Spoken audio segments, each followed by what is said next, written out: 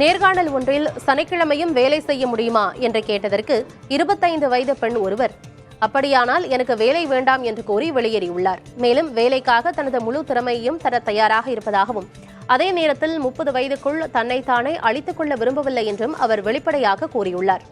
இதை முதலில் கேட்கும்போது எரிச்சல் அடைந்ததாகவும், ஆழ்ந்து யோசித்த பிறகு அவருடைய வார்த்தைக்கு மதிப்பளிப்பதாகவும் வங்கித்துறையைச் சேர்ந்த மனிதவள மேம்பாட்டு அதிகாரி ரியா தனது லிங்க்டினில் பதிவிட்டுள்ளார். நமது வேலை கலாச்சாரத்துக்கு எதிராக இன்றைய தலைமுறையினர் செய்வது பிரச்சனை அல்ல, அவர்கள்தான் திருத்தம் என்றும் அவர் பாராட்டியுள்ளார். சாம்சங் நிறுவனம் மியோ QLED 8K, மியோ QLED 4K OLED மற்றும் QLED மற்றும் தி ஃப்ரேம் ஆகிய AI வசதியுடன் கூடிய 4 புதிய டிவி மாடல்களை புதிதாக அறிமுகப்படுத்தியிருக்கிறது. இந்த டிவிகளில் கிளவுட் கேமிங், 125 சேனல்களுக்கான இலவச அணுகல் உள்ளிட்ட பல வசதிகள் இருக்கின்றன. இந்த டிவிகளை 7 ஆண்டுகளுக்கு இலவசமாக அப்டேட் செய்து கொள்ளலாம் என்றும் சாம்சங் நிறுவனம் அறிவித்திருக்கிறது. இவற்றின் விலை 63,000 ரூபாயிலிருந்து 2,72,000 ரூபாய் வரை.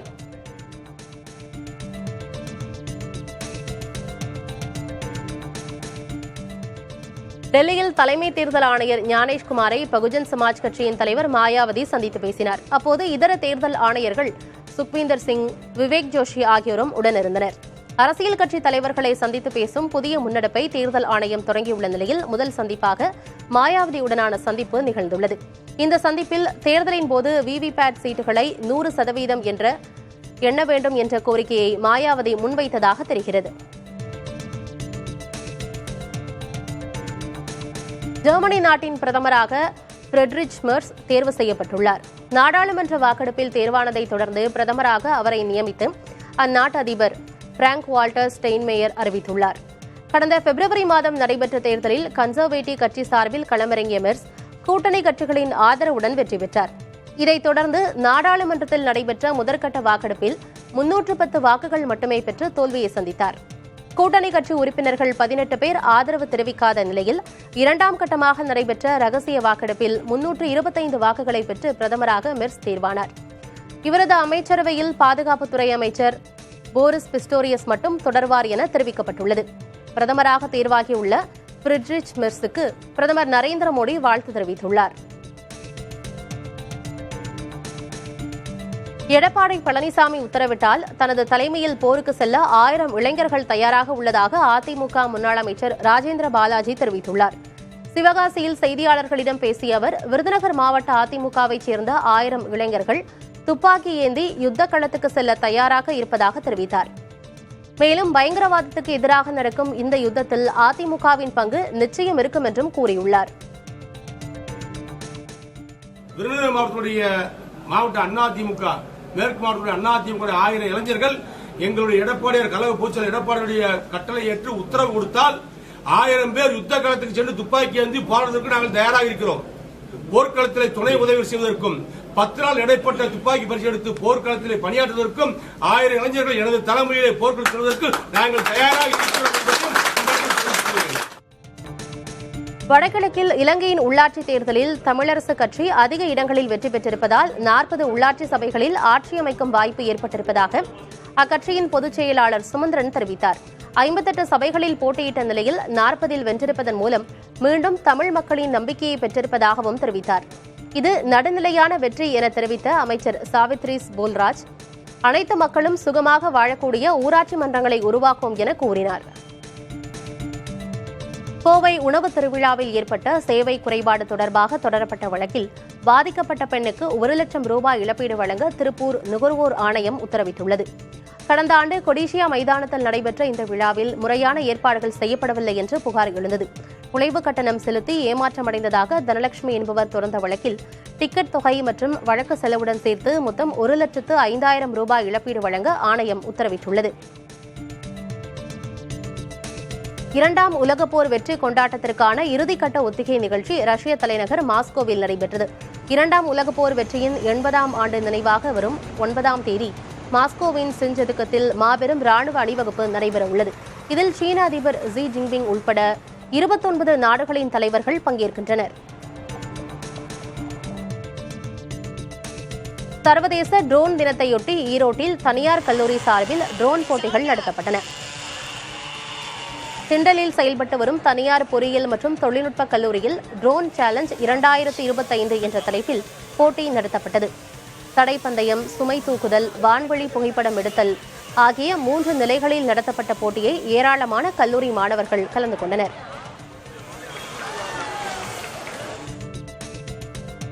ஊழல் வழக்குகளில் இஸ்ரேல் பிரதமர் பெஞ்சமின் நெத்தன்யாகு டெல் அவீவ் நீதிமன்றத்தில் ஆஜராகி வாக்குமூலம் கொடுத்தார். இஸ்ரேலின் மிக பெரும் பணக்காரர்களிடம் அன்பளிப்பு என்ற பெயரில் லஞ்சம் பெற்றதாகவும் ஊடகங்களுக்கு பணம் கொடுக்க முயன்றதாகவும் பிரதமர் நெத்தன்யாகு மீது வழக்குகள் தொடரப்பட்டன. இது தொடர்பான விசாரணைக்கு ஆஜரான அவர் தான் எந்த தவறும் செய்யவில்லை என்று குறிப்பிட்டார். கன்னியாகுமரியில் 15 நிமிடங்களில் 133 இளநீர் கூடுகளில் 1330 திருக்குறளை எழுதி மாணவர்கள் சாதனை முயற்சியில் ஈடுபட்டனர். பரசேரி பகுதியில் செயல்பட்டு வரும் தனியார் கலை பயிற்சி மையம் சார்பில் இந்த சாதனை முன்னெடுக்கப்பட்டது. பயிற்சி மாணாக்கரின் இந்த வித்தியாசமான முயற்சிக்கு பெற்றோரும் ஆசிரியர்களும் பாராட்டு தெரிவித்தனர். யுக்ரைன் தலைநகர் கீவை குறிவைத்து ரஷ்யா நடத்திய வான்வழி தாக்குதலில் 2 பேர் கொல்லப்பட்டனர். ரஷ்யா யுக்ரைன் இடையிலான போர் 3 ஆண்டுகளை கடந்து முடிவில்லாமல் சென்று கொண்டிருக்கிறது. இந்நிலையில் கீவில் உள்ள 3 மாவட்டங்களை நோக்கி ரஷ்யா ஏவுகணை தாக்குதலில் ஈடுபட்டதில் சில கட்டுமானங்கள் தீக்கிரையாகின.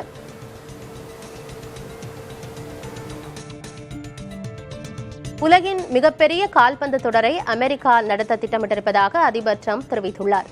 2026 கால்பந்து உலகக்கோப்பையை கனடா மற்றும் மெக்சிகோவுடன் இணைந்து அமெரிக்காவும் நடத்த உள்ளது.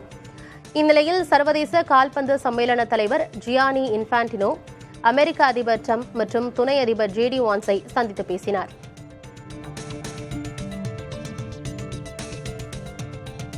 தேனி மாவட்டம் பெரியகுளம் பகுதியில் பூனையை பிடிக்க வைத்திருந்த கூண்டில் மரநாய் சிக்கியது. பெரியகுளம் தென்கரை பகுதியில் உள்ள சலீம் என்பவர் வீட்டில் புறா உள்ளிட்டவற்றை வளர்த்து வருகிறார். புறாக்களை பூனை அடிக்கடி பிடித்து சென்று விடுவதால் பூனையை பிடிக்க வீட்டில் கூண்டு வைத்துள்ளார். இந்த கூண்டில் வனப்பகுதிகளில் உள்ள மரநாய் சிக்கியிருந்தது. தகவல் அறிந்த தீயணைப்புத் துறையினர் வந்து கூண்டில் சிக்கிய மரநாயை பத்திரமாக மீட்டு வனத்துறையிடம் ஒப்படைத்தனர். பிறகு வனத்துறையினர் சோத்துப்பாறை வனப்பகுதியில் மரநாயை விட்டனர். வேலூர் மாவட்டத்தின் பல்வேறு பகுதிகளில் பலத்த காற்றுடன் கூடிய கனமழை பெய்தது. தமிழ்நாட்டில் அதிகபட்ச வெப்பம் பதிவாகும் மாவட்டமாக வேலூர் உள்ளது. காலையில் 100 டிகிரி ஃபாரன்ஹீட் அளவுக்கு அதிகமாக வெயில் வாட்டி வதைத்தது. இந்நிலையில் குடியாத்தம் மற்றும் அதன் சுற்றுவட்டார பகுதிகளில் பலத்த காற்றுடன் ஆலங்கட்டி மழை பெய்தது. வெப்பம் தணிந்து குளிர்ச்சியான சூழல் நிலவியதால் மக்கள் மகிழ்ச்சியடைந்தனர். ஏமனில் உள்ள சனா விமான நிலையத்தை இஸ்ரேல் முற்றிலுமாக தகர்த்துள்ளது. ஈரான் ஆதரவு பெற்ற ஹவுத்தி கிளர்ச்சியாளர்களை குறிவைத்து ஏமனில் இஸ்ரேல் ராணுவம் தொடர் தாக்குதல் நடத்தி வருகிறது. இதன் ஒரு பகுதியாக தலைநகர் சனாவில் உள்ள சர்வதேச விமான நிலையத்தின் மீது இஸ்ரேல் வான்வழி தாக்குதல் நடத்தியது. மேலும் அப்பகுதியில் உள்ள மின் நிலையத்தை குறிவைத்தும் இஸ்ரேல் வான்படை தாக்குதல் மேற்கொண்டது. இஸ்ரேலின் டெல் அவீவில் உள்ள விமான நிலையத்தின் மீது ஹவுத்தி கிளர்ச்சியாளர்கள் நடத்திய தாக்குதலுக்கு பதிலடியாக இந்த தாக்குதல்கள் நடத்தப்பட்டன. பாகிஸ்தானில் இந்திய ராணுவப்படை நடத்திய தாக்குதலில் அங்குள்ள கட்டிடங்கள் சேதமடைந்துள்ளன. தாக்குதல் காரணமாக பாகிஸ்தானில் உள்ள ஜின்னா சர்வதேச விமான நிலையத்தில் விமான சேவைகள் ரத்து செய்யப்பட்டன. இதனால் விமான நிலையத்திற்கு வெளியேயும் சாலைகளிலும் பயணிகள் தஞ்சமடைந்தனர். பூஞ்சை வகை ஆசியா, ஐரோப்பா, அமெரிக்காவில் வேகமாக பரவி வருகிறது என்றும் பூஞ்சை தொற்றால் லட்சக்கணக்கான மக்கள் நுரையீரல் பாதிப்பு உட்பட தீவிர பாதிப்புகளை எதிர்கொள்வர் என்றும் புதிய ஆய்வில் தெரிவிக்கப்பட்டுள்ளது. ஆஸ்பெர்கில்லோசிஸ் வகையான பூஞ்சை அடுத்த 50 ஆண்டுகளில் உலகின் பெரும் பகுதிகளில் பரவியிருக்கும் என்று பிரிட்டனைச் சேர்ந்த ஆய்வாளர் வான் ரிஜின் தெரிவித்துள்ளார். ஆஸ்துமா மற்றும் நோய் எதிர்ப்பாற்றல் குறைவாக இருப்பவர்கள் இந்த பூஞ்சையை முகர்ந்தால் கடும் பாதிப்பை எதிர்கொள்வர் என்றும் அவர் எச்சரித்துள்ளார். பூஞ்சை தொற்றை எதிர்கொள்ளும் வகையில் தடுப்பு மருந்தை உருவாக்கும் முயற்சியில் விஞ்ஞானிகள் இறங்கியுள்ளனர். பிரான்ஸ் தலைநகர் பாரிஸில் ஆலங்கட்டி மழை பெய்ததன் வீடியோ சமூக வலைதளங்களில் வைரலாகி வருகிறது. சில நாட்களுக்கு முன்பு பெய்த மழையால் பல இடங்களில் மழைநீர் தேங்கியது. அதன் தொடர்ச்சியாக தலைநகரில் திடீரென ஆலங்கட்டி மழை பெய்தது. கூழாங்கற்கள் அளவிலான ஆலங்கட்டிகள் மழையாக பொழிந்ததால் அங்கிருந்த மக்கள் பாதுகாப்பான இடங்களில் தஞ்சமடைந்தனர். இது தொடர்பான வீடியோவை டட்யானா பாலிகா என்ற புகைப்பட கலைஞர் வெளியிட்ட நிலையில் அந்த காட்சிகள் தற்போது சமூக வலைதளங்களில் வேகமாக பரவி வருகின்றன. கோவை ஆவாரம்பாளையத்தில் தண்டவாளத்தில் கல் வைத்தது தொடர்பாக கல்லூரி மாணவர்கள் 5 பேர் கைது செய்யப்பட்டனர். வடகோவை பீளமேடு ரயில் நிலையங்களுக்கிடையே தண்டவாளத்தில் கற்கள் வைக்கப்பட்டதோடு அவ்வழியாக சென்ற ரயில் மீதும் சிலர் கற்களை வீசியுள்ளனர். இது தொடர்பாக சிசிடிவி காட்சி வெளியான நிலையில் விசாரணை நடத்திய காவல்துறையினர் 5 மாணவர்களை கைது செய்தனர். இதில் 4 மாணவர்கள் 15 நாட்கள் நீதிமன்ற காவலில் சிறையில் அடைக்கப்பட்டனர். 17 வயதான சிறுவன் கூர்நோக்கு இல்லத்தில் அடைக்கப்பட்டார்.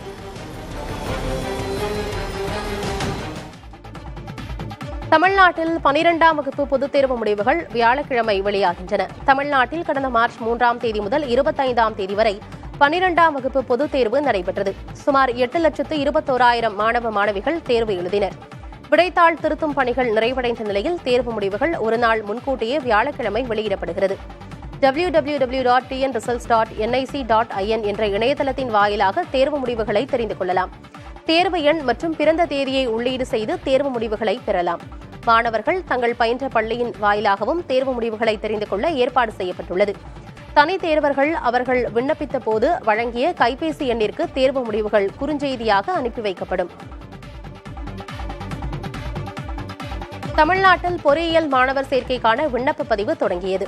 அண்ணா பல்கலைக்கழக வளாகத்தில் நடைபெற்ற நிகழ்ச்சியில் உயர்கல்வித்துறை அமைச்சர் கோவி செழியன் விண்ணப்ப பதிவு இணையதளத்தை தொடங்கி வைத்தார். இந்த ஆண்டு கூடுதலாக அண்ணா பல்கலைக்கழகத்தில் 15% மாணாக்கர் சேர்க்கைக்கு அனுமதிக்கப்பட்டுள்ளது. பொறியியல் படிப்புகளில் சேர்வதற்கு இணையதளத்தின் வாயிலாக விண்ணப்பிக்க வேண்டும். இன்று முதல் ஜூன் 6ஆம் தேதி வரை விண்ணப்பிக்கலாம். ஜூன் 11ஆம் தேதி ரேண்டம் எண் வெளியிடப்பட உள்ளது. தரவரிசை பட்டியல் ஜூன் 27ஆம் தேதி வெளியிடப்படும் என தெரிவிக்கப்பட்டுள்ளது. கலந்தாய்வு தொடங்கும் நாள் பின்னர் அறிவிக்கப்படும் என்றும் கூறப்பட்டுள்ளது. பொறியியல் படிப்பை போல அரசு கலை மற்றும் அறிவியல் கல்லூரிகளிலும் பாலிடெக்னிக் கல்லூரிகளில் சேர்வதற்கான விண்ணப்ப பதிவு தொடங்கிய நிலையில் முதல் நாளில் 14,462 பேர் விண்ணப்பித்துள்ளனர். மத்திய புலனாய்வு பிரிவின் புதிய இயக்குநரை தேர்வு செய்வதில் ஒருமித்த கருத்து ஏற்படாத நிலையில் ஏற்கனவே பதவியில் உள்ள பிரவீன் சூட்டின் பதவிக்காலம் ஓராண்டு வரை நீட்டிப்பு செய்யப்பட்டுள்ளது. கடந்த 2 தினங்களுக்கு முன்பு சிபிஐயின் புதிய இயக்குநரை நியமிப்பதற்கான நியமனக்குழு உறுப்பினர் ராகுல் காந்தி, உச்சநீதிமன்ற தலைமை நீதிபதி சஞ்சீவ் கண்ணா ஆகியோர் பிரதமர் நரேந்திர மோடியுடன் ஆலோசனை மேற்கொண்டனர். இந்த ஆலோசனையின் போது ஒருமித்த கருத்து ஏற்படவில்லை. இதையடுத்து ஏற்கனவே சிபிஐ இயக்குநராக உள்ள பிரவீன் சூட்டின் பதவிக்காலம் நீட்டிப்பு செய்யப்பட்டது. இந்திய எல்லைப் பகுதியில் பதற்றமான சூழல் நிலவி வரும் நிலையில் ஜம்மு காஷ்மீரில் மக்கள் தங்களின் வீடுகளை விட்டு வெளியேறி வருகின்றனர். பூஞ்ச் மாவட்டத்தில் தங்கள் உடைமைகளுடன் மக்கள் குடும்பமாக பாதுகாப்பான பகுதிகளை நோக்கி புறப்பட்டுச் சென்றனர். சிலர் வாகனங்களிலும் பலர் உடைமைகளை சுமந்தவாறு நடந்தும் சென்றனர். குழந்தைகள் தங்களின் புத்தக பைகளை சுமந்தவாறு பாதுகாப்பான இடங்களை நோக்கி சென்றனர்.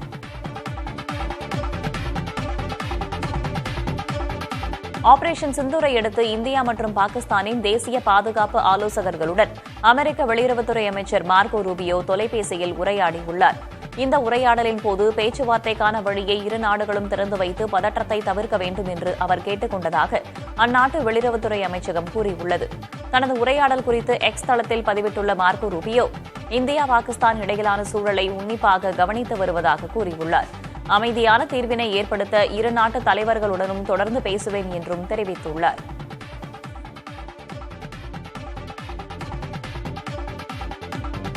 பாகிஸ்தான் மற்றும் பாகிஸ்தான் ஆக்கிரமிப்பு ஜம்மு காஷ்மீர் பகுதியில் இந்தியா நடத்திய தாக்குதலில் தனது குடும்பத்தினர் உள்ளிட்ட 10 பேர் கொல்லப்பட்டதாக ஜெய்ஷ்-இ-முகமது தலைவர் மௌலானா மசூத் அசார் தெரிவித்துள்ளார். ஜெய்ஷ்-இ-முகமது பயங்கரவாத அமைப்பின் தலைமையகம் உள்ள பஹ்வல்பூர் மீது இந்திய ராணுவம் ஏவுகணைகளை வீசி தாக்கியது. இத்தாக்குதலில் தனது மூத்த சகோதரி, அவரது கணவர், உறவினர், அவரது மனைவி, மற்றொரு உறவினரும் அவரின் 5 குழந்தைகளும் கொல்லப்பட்டதாக மௌலானா மசூத் அசாத் பெயரில் வெளியாகியுள்ள அறிக்கையில் தெரிவிக்கப்பட்டுள்ளது. தனக்கு நெருக்கமான நபர்கள் 3 பேர், ஒருவரின் தாய் ஆகியோரும் கொல்லப்பட்டிருப்பதாக மௌலானா மசூத் அசாரின் அறிக்கையில் கூறப்பட்டுள்ளது. முன்னதாக ஏப்ரல் 22ஆம் தேதி பஹல்காமில் 26 சுற்றுலா பயணிகள் கொல்லப்பட்ட சம்பவத்திற்கு ஜெய்ஷ்-இ-முகமது அமைப்பு பொறுப்பேற்றுக் கொண்டிருந்தது. இந்திய முப்படைகளின் தீரச் செயல் கண்டு பெருமிதம் கொள்வதாக காங்கிரஸ் கட்சி தெரிவித்துள்ளது. ஆபரேஷன் சிந்தூர் நடவடிக்கையை தொடர்ந்து ஏற்பட்டுள்ள நிலவரத்தை காங்கிரஸ் கட்சி செயற்குழு கூடி ஆலோசித்தது. இதன் பின்னர் வெளியிடப்பட்ட அறிக்கையில் இந்திய படைகளின் உறுதியான திட்டமிடப்பட்ட நடவடிக்கையை வரவேற்பதாக கூறப்பட்டுள்ளது. தேசிய பாதுகாப்பு கருதி அரசு எடுக்கும் நடவடிக்கைகளை காங்கிரஸ் ஆதரிக்கும் என்றும் அறிக்கையில் தெரிவிக்கப்பட்டுள்ளது. காங்கிரஸ் தலைவர் மல்லிகார்ஜுன கார்கே, மக்களவை எதிர்க்கட்சித் தலைவர் ராகுல் காந்தி, பொதுச் செயலாளர் பிரியங்கா காந்தி, கே.சி. வேணுகோபால் உள்ளிட்டோர் இக்கூட்டத்தில் பங்கேற்றனர். காஷ்மீரில் எல்லைப் பகுதியில் வசிக்கும் மக்கள் பாதுகாப்பான பகுதிகளுக்கு வெளியேற்றப்பட்டுள்ளனர். இந்தியாவின் ஆபரேஷன் சிந்தூர் நடவடிக்கைக்கு பதிலடியாக காஷ்மீரில் பூஞ்ச் மற்றும் ரஜோரி பகுதிகளில் பாகிஸ்தான் படைகள் தாக்குதல் நடத்தின. இதில் 4 குழந்தைகள், 2 பெண்கள் உள்பட 12 பேர் உயிரிழந்தனர். 50 பேர் காயமடைந்தனர். இதையடுத்து மேற்கொண்டு பாதிப்புகளை தடுக்க அங்கு வசிக்கும் நூற்றுக்கணக்கானோர் பாதுகாப்பான வேறு இடங்களுக்கு அழைத்துச் செல்லப்பட்டனர். இது தவிர அருகே உள்ள கிராம மக்களும் பாதுகாப்பான பகுதிகளுக்கு செல்லுமாறு அதிகாரிகள் அறிவுறுத்தியுள்ளனர். இதற்கிடையே ஜம்முவில் பலரும் இந்திய படைகளின் தாக்குதலை கொண்டாடி மகிழ்ந்தனர். ராணுவ வீரர்களையும் நாட்டையும் போற்றி அவர்கள் முழக்கங்களை எழுப்பினர். காஷ்மீர் தாக்குதலில் படுகாயமடைந்தவர்களுக்கு சிகிச்சை அளிக்க ஜம்மு மருத்துவமனையில் ஏராளமானவர்கள் குருதிக் கொடை வழங்கினர்.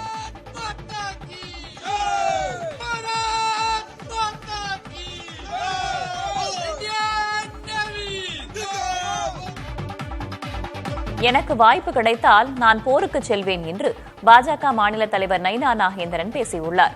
நெல்லையில் செய்தியாளர்களிடம் பேசிய அவர், தான் போருக்கு செல்ல முடியவில்லையே என்று வருத்தமாக இருப்பதாகவும், வாய்ப்பு கிடைத்தால் நிச்சயம் போருக்கு செல்வேன் என்றும் கூறியுள்ளார்.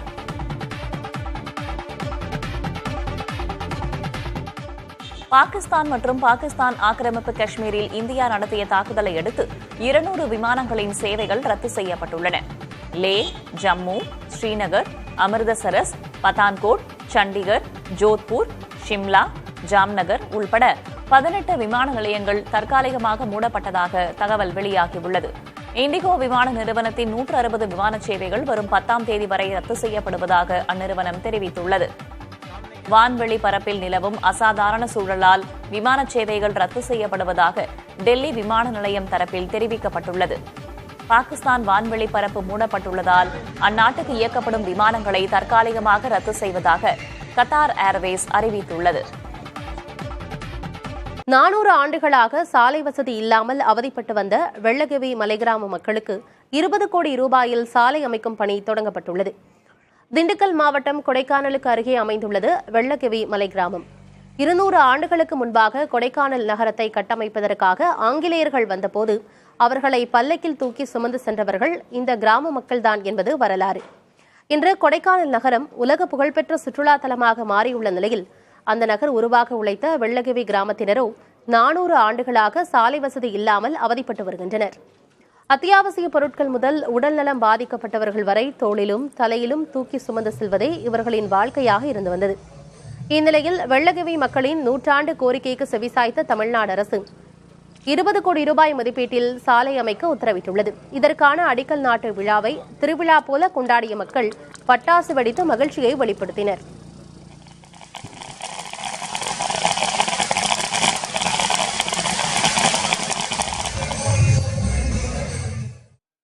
மேற்கு தொடர்ச்சி மலைப்பகுதிகளில் விட்டுவிட்டு பெய்த கனமழை காரணமாக மேகமலை அருவியில் தண்ணீர் வரத்து அதிகரித்து வெள்ளப்பெருக்கு ஏற்பட்டுள்ளது. அருவிக்கு 1 கிலோமீட்டர் தூரத்திற்கு முன்பாக உள்ள தரைப்பாலத்தை மூழ்கடித்தபடி தண்ணீர் வெள்ளமாக சீறி பாய்ந்து செல்வதால் சுற்றுலா பயணிகள் அருவியில் குளிப்பதற்கு வனத்துறை தடை விதித்துள்ளது. அங்கு மேகமலை வனத்துறையினர் தொடர் பாதுகாப்பு பணியில் ஈடுபட்டுள்ளனர்.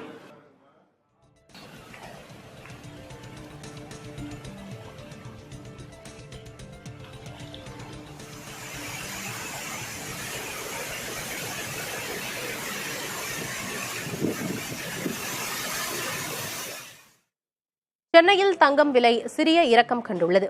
வெள்ளி விலையில் மாற்றமில்லை.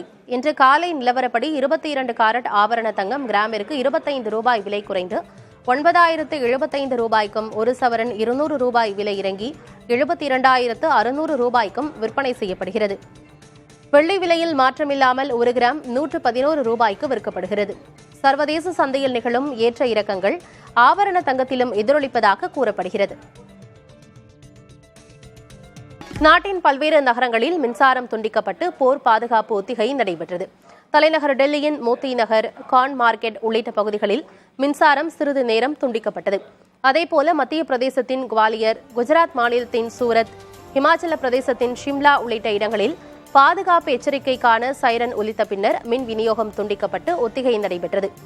உத்தரப்பிரதேச மாநிலம் லக்னோவில் மின் விநியோகம் துண்டிக்கப்பட்ட பிறகு நடைபெற்ற ஒத்திகையை மாநில முதல்வர் யோகி ஆதித்யநாத் நேரில் பார்வையிட்டார். பீகார் மாநிலத்தின் பாட்னாவிலும் இதுபோன்ற ஒத்திகை நடைபெற்றது.